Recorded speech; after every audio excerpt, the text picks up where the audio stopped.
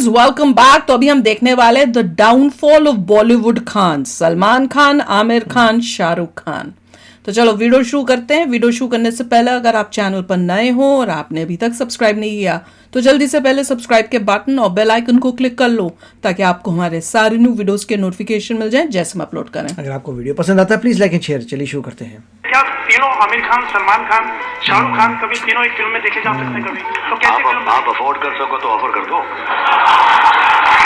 बेटा, चड्डी बनियान बिक जाएगी तीनों को साइन करते करते। ये शायद देश के इतिहास में पहला मौका है कि 3 खान एक साथ। अब पिछले 3 डिकेड से बॉलीवुड या यूं कहें पूरे इंडियन फिल्म इंडस्ट्री पे किसी ने अनक्राउंड किंग की तरह रूल किया। वो थे बॉलीवुड के 3 Khans. UAE, UK, USA and other Gulf countries में लोग किसी दूसरे इंडियन एक्टर को पहचाने ना पहचाने, लेकिन वो एसआरके सलमान आमिर को जरूर पहचान जाते। हालत ऐसी कि एक के पास दिवाली का स्लॉट बुक रहता तो दूसरा ईद का बादशाह कहलाता, तीसरे को तो लोग बॉलीवुड का ही बादशाह कहते। मतलब एंटायर फिल्म इंडस्ट्री में इनकी मोनोपोली ऐसी थी जो किसी की हिम्मत नहीं होती थी कि वो इनकी फिल्में या रियल लाइफ में भी इनसे टक्कर या क्लैश या कंट्रोवर्सी करने की सोचे। लेकिन आज अगर मैं आपसे पूछूं कि बॉलीवुड का सबसे बड़ा स्टार कौन है तो आपका दिमाग भी सीधा 5G से 2G पे स्विच कर जाएगा और सर्च रिजल्ट लाने में उसे काफी टाइम लगेगा, क्योंकि बॉलीवुड के ये तीनों खान्स ऑलमोस्ट गुमनाम हो चुके हैं। आमिर खान की last 2 movies Thugs of Hindustan, Laal Singh Chaddha disaster हुई थी। सलमान खान को पिछले 8 साल में एक भी हिट फिल्म नसीब नहीं हुई। एसआरके, जिनको किंग ऑफ बॉलीवुड कहा जाता है, उनको 2 साउथ सुपरस्टार यश और प्रभास क्लैश में बीट कर देते। और बात ऐसी नहीं है कि इनकी एज हो गई है इसलिए इनकी फिल्में अब पिट रही हैं। रिसेंटली रिलीज हुई सलमान खान की सिकंदर एक 64 इयर्स के मोहनलाल की मलयालम फिल्म L2 इम्पूरन के साथ क्लैश करती है। चौंकाने वाली बात ये होती है कि वर्ल्ड वाइड बॉक्स ऑफिस में सिकंदर L2 इम्पूरन से काफी ज्यादा पीछे नजर आती है। इसलिए सवाल ये उठता है कि अचानक से ऐसा क्या हो गया कि बॉलीवुड के बिगेस्ट बॉक्स ऑफिस स्टार्स, जिनके नाम से फिल्में हिट होती थी, आज उनको सालों तक एक हिट फिल्म नसीब नहीं हो रही। और बॉलीवुड के 3 माइटी खान, जिनके साथ क्लैश करना तो दूर, कोई क्लैश करने की सोचता भी नहीं था,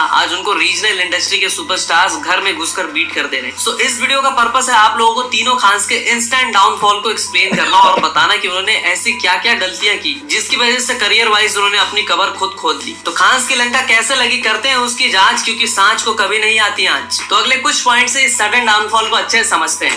number 1, shocking downfall of Khans. Bollywood एक ऐसी इंडस्ट्री है जो एक टाइम पे इंडियन सिनेमा को डोमिनेट करती है, और उस बॉलीवुड को डोमिनेट करते थे 3 खान्स। और ये तीनों के मोनोपोली और डोमिनेशन इतनी ज्यादा थे कि पिछले 30 इयर्स में बॉलीवुड के जो 90% रिकॉर्ड्स बने या फिर जितने भी रिकॉर्ड्स टूटे उनके बनाने या तोड़ने वाले ये सारे तीनों खान्स ही थे। लेकिन आज एक ऐसा टाइम आ गया है जहाँ कल क्या है, लौंडे इनके रिकॉर्ड्स तोड़ के चले जा रहे हैं और ये बस देखते रह जा रहे हैं। और पिछले 35 इयर्स में ऐसा पहली बार हुआ है कि खान्स इतने कमजोर पड़े। और आपको लग रहा होगा कि ये सब बातें मैं हवा में बोल रहा हूँ, तो खान्स के दर्दनाक हालत दिखाने के लिए मैं आपको कुछ दिखाना चाहता हूँ ताकि आप इन खान्स की एक्चुअल सिचुएशन से रूबरू हो सको। तो सबसे पहले बात करते हैं सलमान खान के बारे में, एक ऐसा सुपरस्टार जिसको एक टाइम पे बॉक्स ऑफिस का बाप बोला जाता था। लास्ट डिकेड में बंदे ने लगातार 6 ब्लॉकबस्टर फिल्में दी, जो कि आज भी बहुत से लोगों के लिए एक ड्रीम है। लेकिन आज यही चीज सलमान खान के लिए एक ड्रीम बन गई है, क्योंकि पिछले 8 साल में उनकी एक भी फिल्म ब्लॉकबस्टर तो होना छोड़ो, एक हिट भी नहीं हो पाई है। और अभी रिसेंटली ही ईद पे सलमान की एक फिल्म रिलीज हुई थी सिकंदर, जो कि लोगों को कुछ खास पसंद नहीं आ रही। और ईद से याद आया कि एक टाइम पे ईद सलमान खान का फोर्टे माना जाता था। ऐसा कहा जाता था कि अगर सलमान खान की कोई फिल्म ईद पे रिलीज होती है तो उसको ब्लॉकबस्टर होने से किसी के अम्मी अब्बू भी नहीं रोक सकते। लेकिन अब हालत ये है कि सलमान खान जो लास्ट 6 मूवीज ईद पे रिलीज कर चुके हैं वो कुछ खास कमाल नहीं दिखा पाई है। और अब अगर आमिर खान की बात करें तो उन्हें एक टाइम पे मिस्टर परफेक्शनिस्ट माना जाता था। लोग एक बार के लिए ये मान सकते थे कि इंडिया पाकिस्तान से क्रिकेट में हार सकती है, क्रिश्चियन बेल खराब एक्टिंग कर सकता है, क्रिस्टोफर नोलन खराब फिल्में बना सकता है, लेकिन कोई ये मानने को रेडी नहीं होता था कि आमिर खान कोई फ्लॉप फिल्म बना सकते हैं। और एक्चुअली उन्होंने मिस्टर परफेक्शनिस्ट से बिल्कुल ही नूब वाला काम किया और फ्लॉप नहीं बल्कि डिजास्टर फिल्में बनाई, like thugs of Hindustan, Laal Singh Chadha. और आज 2025 में उनको ऑलमोस्ट 7 साल होने के आए हैं और उन्होंने एक भी हिट फिल्म नहीं दी है। उनके आने वाली फिल्म सितारे जमी पर भी क्यों फ्लॉप होगी उसके बारे में भी हम आगे बात करते हैं। किंग ऑफ बॉलीवुड कहे जाने वाले एसआरके के बारे में। वैसे तो 2023 में एसआरके ने पठान, जवान, डंकी जैसी 3 सक्सेसफुल मूवीज दी, बट अगर हम एसआरके के बिग साउथ स्टार्स से कंपीट करते हैं तो बॉक्स ऑफिस स्टारडम के केस में एसआरके पिछड़ते हुए नजर आते हैं। जैसे कि अल्लू अर्जुन की फिल्म पुष्पा 2 ने 294 करोड़ की ओपनिंग दी थी, प्रभास के सालार ने 190 करोड़ की और एनटीआर के देवरा ने 172 करोड़ की। बट अगर हम वही एसआरके की टॉप 2 अर्निंग की बात करें तो पठान ने 106 करोड़ की ओपनिंग ली और जवान ने 129 करोड़ की। और इन दोनों ही मूवीज की ओपनिंग के कलेक्शन साउथ स्टार की मूवीज की ओपनिंग से काफी ज्यादा कम थी। और इसी बात से हमें पता लगता है कि एसआरके हो या सलमान या आमिर, ये तीनों ही बॉक्स ऑफिस से अब वो डोमिनेशन नहीं कर पा रहे जो कि एक टाइम पर ये कर पाते थे।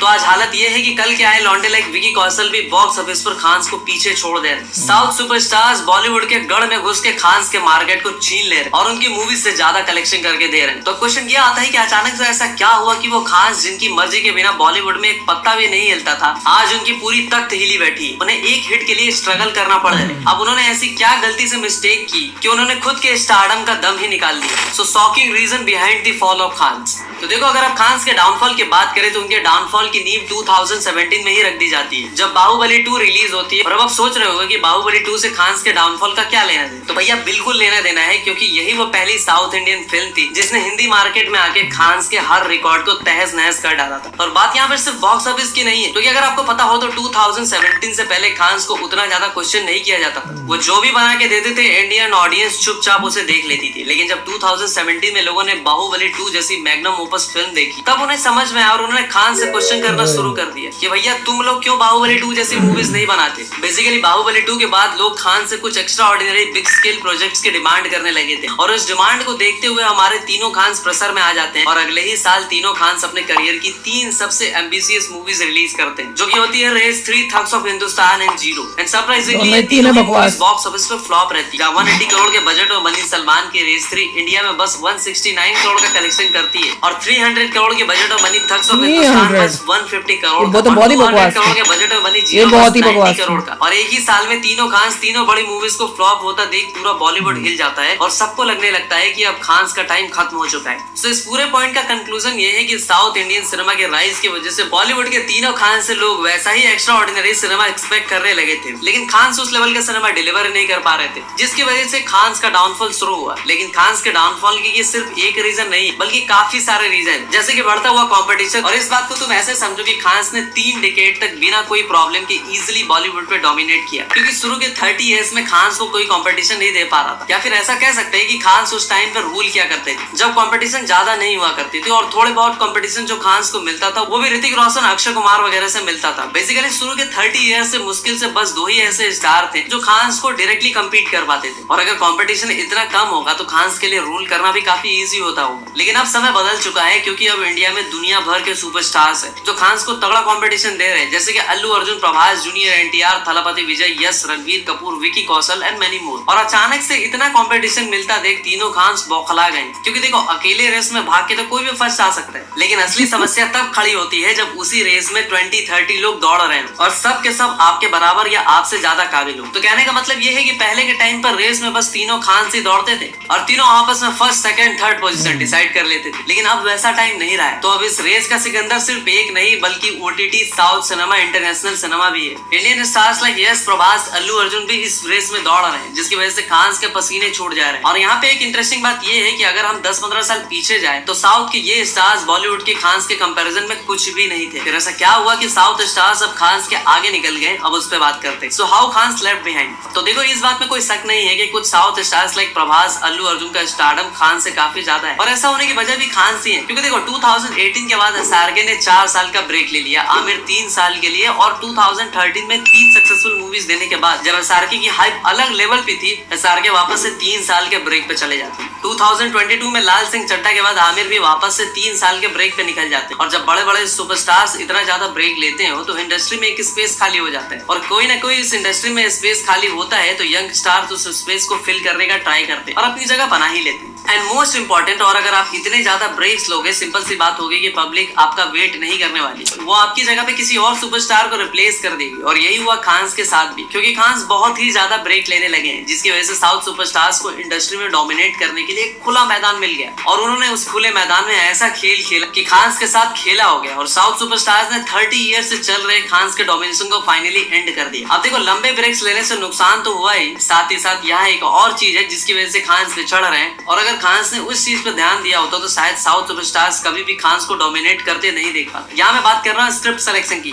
तो पिछले कुछ सालों से खान्स की स्क्रिप्ट चॉइसेस काफी वीक हो रही है, और क्यों वीक हो रही है उसके पीछे भी एक बहुत ही इंटरेस्टिंग रीजन, जिसके बारे में हम आगे बात करेंगे। बट पहले थोड़े स्क्रिप्ट सिलेक्शन की बात करते हैं। सबसे पहले सलमान खान की अगर बात करें तो पिछले 6-7 सालों में हमारे सलमान भाई बस एक ही जॉनर की मूवी कर रहे हैं, जिनमें वही सेम घिसी पिटी एक्टिंग, उनका वही सेम लुक और वही सेम आउटडेटेड कैरेक्टर। और आमिर की बात करें वैसे तो इन्हें स्क्रिप्ट सिलेक्शन में मास्टर माना जाता है, बट हमारे मास्टर जी आजकल अलग ही नशे करने में बिजी हैं, क्योंकि इनका डाउनफॉल शुरू ही हुआ था खराब स्क्रिप्ट सिलेक्शन की वजह से। सबसे पहले इन्होंने सस्ती पायरेट्स ऑफ गरीबियन थग्स ऑफ हिंदुस्तान बनाई जो कि फ्लॉप रही। उसके बाद उन्होंने सोचा कि कॉपी पेस्ट करने के बजाय इस बार तमीज से कोई हॉलीवुड फिल्म के राइट्स उठा कर लाते हैं, उसे हिंदी में रीमेक कर देंगे। तो इन्होंने फॉरेस्ट गम की हिंदी रीमेक बनाई लाल सिंह गड्ढा, जो कि बिल्कुल एक पॉपुलर फिल्म की रीमेक थी, सबने ऑलरेडी देख रखी थी, जिसकी वजह से आमिर की फिल्म को देखने में लोगों को कोई इंटरेस्ट नहीं रहा। और उसके बाद आमिर ने थोड़ा और दिमाग लगाया और उन्होंने सोचा कि हॉलीवुड मूवीज का रीमेक करके फायदा नहीं है, वो सबने देख रखे है। तो उन्होंने सोचा कि अब स्पेनिश फिल्म का रीमेक करेंगे, क्योंकि स्पेनिश फिल्म का रीमेक करेंगे तो किसी को पता ही नहीं चलेगा। लेकिन आमिर सर को क्या पता था कि मेरे जैसे नल्ले बेरोजगार बहुत से इस देश में पड़े हुए हैं जो पूरा दिन यही डिस्कवर करते हैं कि सिनेमा में क्या हो रहा है, बॉलीवुड कहाँ से मूवीज कॉपी करता है। ये मैंने पता लगा लिया कि आमिर खान की अपकमिंग फिल्म सितारे जमीन पर एक स्पेनिश फिल्म चैंपियंस की रीमेक हो। और मुझे तो ये समझ नहीं आ रहा है कि आमिर खान एक ऐसे एक्टर है जिसने इतनी सारी ओरिजिनल मास्टरपीस बनाई, वो आजकल बस रीमेक क्यों कर रहे हैं, जबकि आजकल रीमेक मूवीज चल भी नहीं रही है। जितनी नफरत मुझे मेरे मैथ्स टीचर से नहीं थी, उससे ज्यादा नफरत लोगों को आजकल रीमेक से। तो देखो, मेरी ये बात बताने का मकसद ये नहीं है कि खान का स्क्रिप्ट सिलेक्शन बहुत ही वीक होते जा रहा है। वो जिस टाइप की मूवी साइन कर रहे हैं वो ऑडियंस को एक्साइट नहीं कर पा रही। बट वहीं अगर हम साउथ सुपरस्टार्स लाइक प्रभास के स्क्रिप्ट सिलेक्शन देखें तो बंदा सालार जैसी मास मूवीज भी कर रहा है, कल की जैसी साई-फाई फिल्में भी बना रहा है, राजा साहब नाम की एक हॉरर फिल्म भी कर रहा है, फौजी जैसी वॉर ड्रामा भी कर रहा है, एंड स्पिरिट जैसी वायलेंट एक्शन फिल्म भी कर रहा है। तो बेसिकली बंदा अभी वैरायटी प्रोवाइड कर देता है जितने खान अपने पूरे करियर में नहीं कर पाए। तो देखो, मेरे कहने का तात्पर्य यही है कि आज के डेट में जहाँ हर साउथ स्टार्स कुछ न कुछ एक्स्ट्रा ऑर्डिनरी बनाने में लगा है, ऑडियंस को कुछ ऐसा प्रोवाइड कर रहा है जो उन्होंने कभी एक्सपीरियंस नहीं किया, वही खान वही रूटीन और ऑर्डिनरी मूवीज लेकर आ रहे हैं। तो आप ही बताओ कि कैसे बात बनेगी। तो अगर कोई बात बनानी है तो अब खान को क्या करना चाहिए, उससे भी ज्यादा इंपॉर्टेंट खान को क्या नहीं करना चाहिए। तो चलिए अब थोड़ा बहुत खान के फ्यूचर पर भी बात कर लेते हैं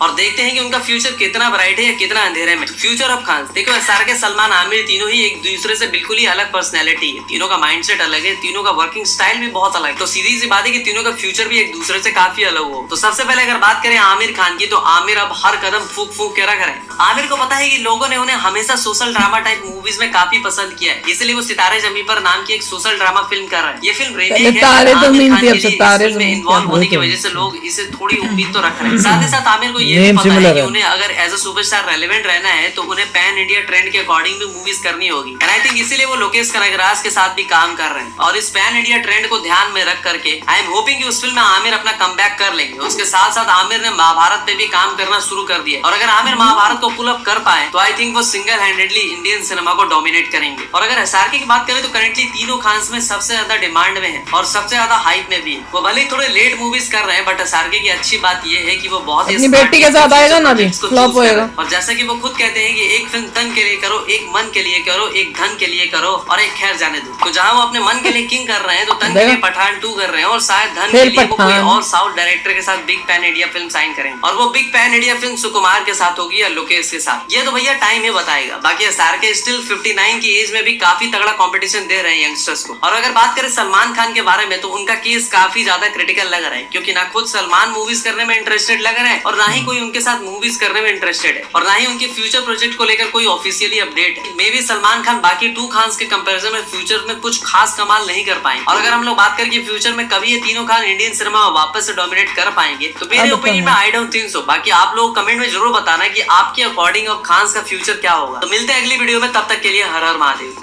नहीं, अब मेरे ख्याल से मुश्किल है कि ये वो उस हाइप में या उस लेवल तक पहुंचे जो ये पहले पहुंचे हुए थे। उस टाइम ये अपने पीक ऑफ करियर पे थे, अब ये जो है इनका पीक खत्म हो गया, अभी इनका डाउन है। और हमेशा हर लाइफ में यही होता है कि टाइम के साथ जैसे तुम ओल्ड होते हो, नए लोग आते हैं, वो तुम्हारी जगह लेते हैं, तुम हटते हो। भाई राजेश खन्ना कोई भूल गया क्या? कोई राजेश खन्ना थे, अमिताभ बच्चन थे, तो आपकी एज के हिसाब से फिर नए लोगों को जगह मिलती है। And they are all old, that is truth. उनके बच्चे आ रहे हैं मूवियों में। अब जैसे अब ये जो क्या नाम है इसका, शाहरुख खान, ये अपनी बेटी को प्रमोट कर रहा है, मूवी बना रहा है खास किंग। अब वो तो फ्लॉप होनी है, उसका तो कोई डाउट ही नहीं है। देखिए, अब लोगों को जो है क्वेश्चंस उठते हैं दिमाग में कि बाहुबली, आपने उसकी थीम देखी थी, पेट्रियाटिक थी, आपको देश के बारे में बताती है, आपको प्राउड फील कराती है अपने आइडेंटिटी के बारे में।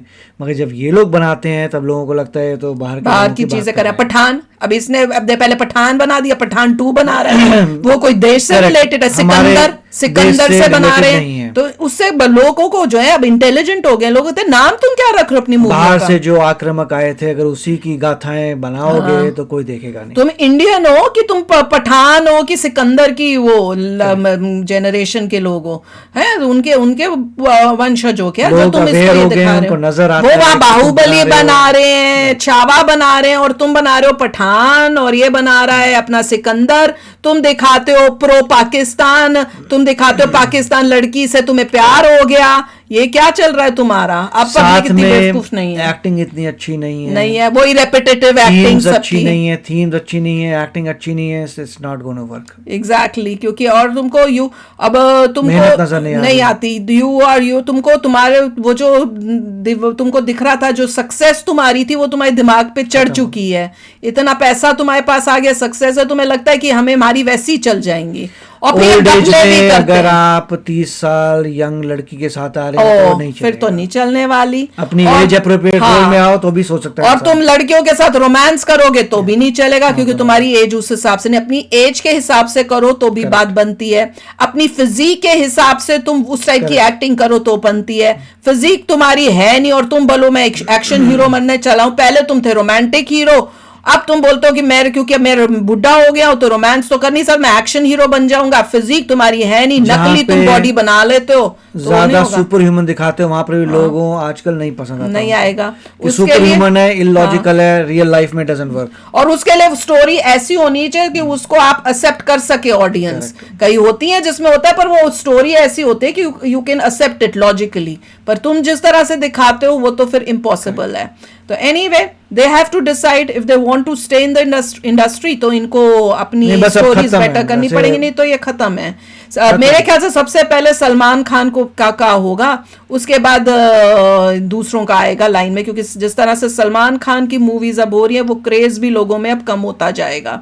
तो चलो यार, आप भी शेयर करना भैया थॉट्स अपने। चलते हैं, मिलेंगे नेक्स्ट वीडियो में बहुत ही जल्द। Till then take care and bye bye. तो अगर आप मेरे इस चैनल पे नए हो तो जल्दी से सब्सक्राइब के बटन को हिट करो और बेल आइकन को क्लिक करो, ताकि आपको मेरा जब नया वीडियो मैं लगाऊं आपको उसके बारे में जल्दी से पता चल जाए।